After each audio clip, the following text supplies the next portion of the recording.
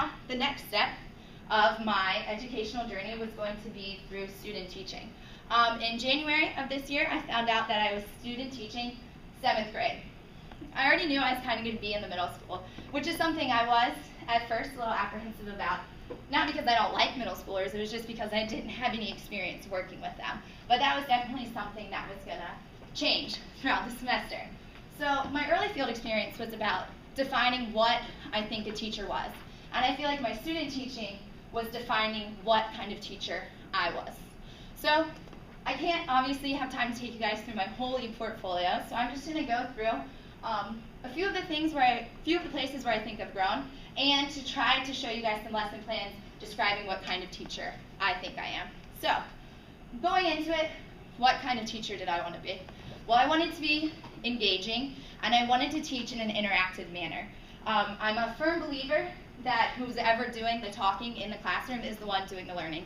And I think more often than not, too many social studies classrooms are lecture-based, and that is definitely something that I wanted to stay away from throughout my student teaching.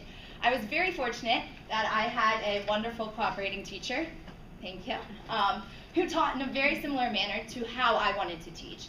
So I think I was able to, my first few weeks of student teaching, I was able to look at the way she taught, and I think I modeled my student teaching after that throughout the rest of the semester. So, I say I want to be engaging, and I say I want to interact with the students. So what does that look like in a classroom? Well, I used a lot of different History Alive techniques as an effort to try to engage the students in the content material, as well as get them to interact. The first one that I'm going to talk about is an experiential. An experiential is when you try to recreate a historical event to help students understand it in more depth. And the experiential that I did was with trench warfare. And now you can see that this is what my lesson plans really look like. And I never would have gone to a day of student teaching without a proper lesson plan. So that's what a lesson plan really looks like. So for trench warfare, what we did is we took 4 tables and we flipped them on their side. And then we made our students crowd into the trenches. While they were in that trenches, I read excerpts from It's All Quiet on the Western Front so that the students could get a better idea of what it was like for the soldiers in the trenches. At this time, there were also images that were going through on the smartboard, and then the students were also reflecting in their notebook about what they thought the soldiers were feeling, what they were smelling, and what was going on.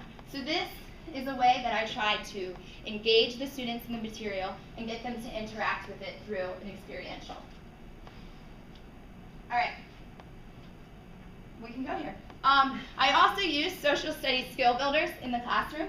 I use them in a variety of ways, such as maps, but the one I'm going to talk about is using primary source documents. I think it's important that students interact with the material and the social studies content. So to do that, I created a lesson that I gave students multiple primary sources from the Cold War. And using those sources, the students completed this chart. They described what the document was, they wrote what they saw, what they thought, and what they wondered. And then, to take it a step farther, the students chose one of those primary source documents, which was on a variety of different events from the Cold War, such as the nuclear arms race, the space race, and so on. They took an event, and then they, using the 5 Ws, they wrote a news article on that event. So not only did they analyze the primary source documents, but then they took it a step farther to help them process the information by creating a news article.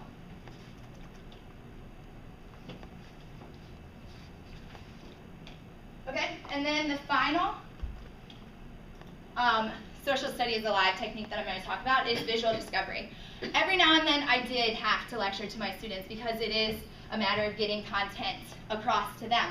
But when I did it, I would use visual discovery, in which I would project images on the board, and I would have the students interact with these images and tell me what they saw and what was going on. And that way, when I was lecturing, it wasn't just me standing up there providing the information, reading bullets off a screen. Instead, they were looking at the images, and the images led us in the direction where I wanted to go. Okay? So those were just some of the different variety of instructional practices that I use in an attempt to get the students to engage in the material, because that's the kind of teacher I wanted to be in the classroom. So another way that I tried to get the students to engage in the material was through processing activities, such as the illustrated timeline that I gave you guys. My students had an interactive notebook, which was something I wasn't familiar with until last semester when my cohort members presented on it. I never did it in middle school or high school, but it is something that I really do like, and if I am in a middle school in the future, it's something I hope to implement there. But what it is on the left side, the students they have notes, and then on the left side, they do some kind of processing activity in which they get to interact with that material to help them learn it.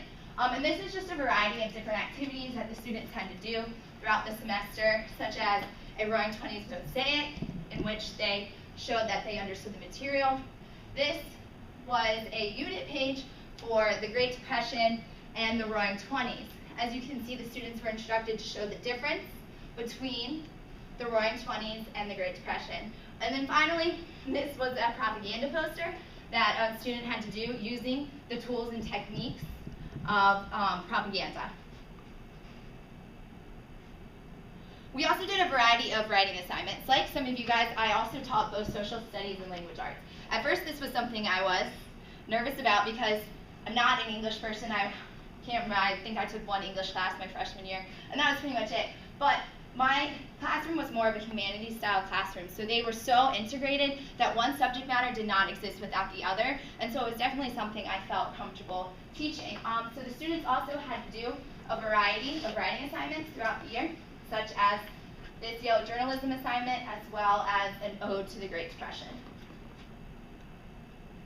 All right, so now I'm going to talk about another place that I think I grew throughout this semester, and that's with the use of technology in the classroom. I had a lot of technology in high school. I came from a county where every student got a laptop. But do I think my teachers used that technology effectively? Absolutely not. Most of the time, what we did was I was allowed to take notes on my laptop, but that was pretty much it. And I don't know if that's because those technologies weren't there yet or whatnot, but I think through digital humanities, as well as other members of my cohort, I think I really grew throughout the semester, feeling more comfortable using a variety of technologies in the classroom, and also using these technologies to enhance the student learning. I use things such as Globster, Edmodo, Smartboards, Prezi, and video clips.